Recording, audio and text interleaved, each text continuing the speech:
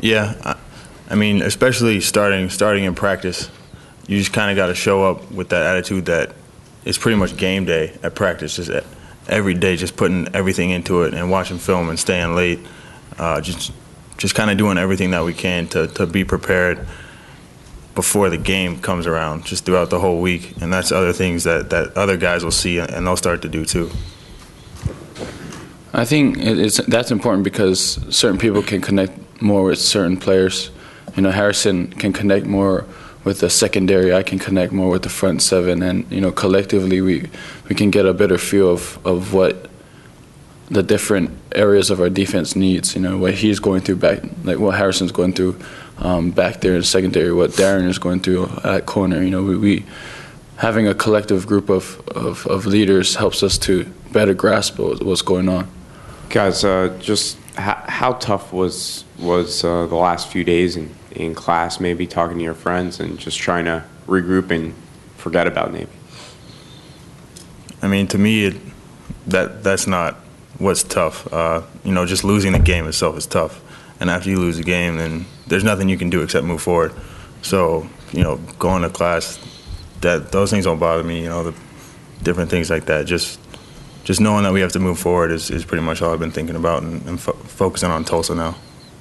Manti? Yeah, the same. What people say, you know, people don't really say anything. It was just another weekend where, you know, the outcome didn't turn out the way we wanted it to, and now it's on to the next opponent. It's on to Tulsa, and we're working so that the outcome this weekend falls into our hands. So, how have you guys moved on? What have you done to make sure there is no lag like there was, you know, after the loss to Navy last year?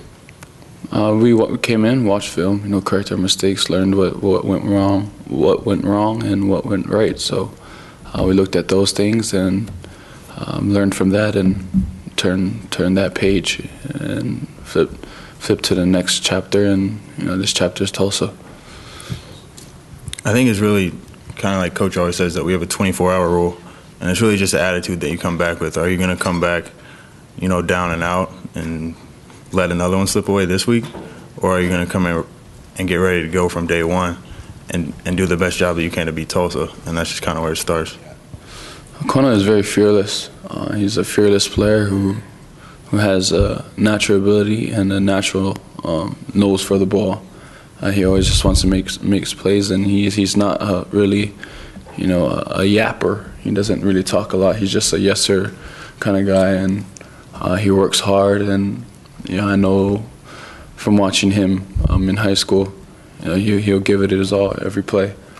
And so, you know, he's a big presence on the defensive line, and he has great technique. So, you know, he just has to get more comfortable out there on the field.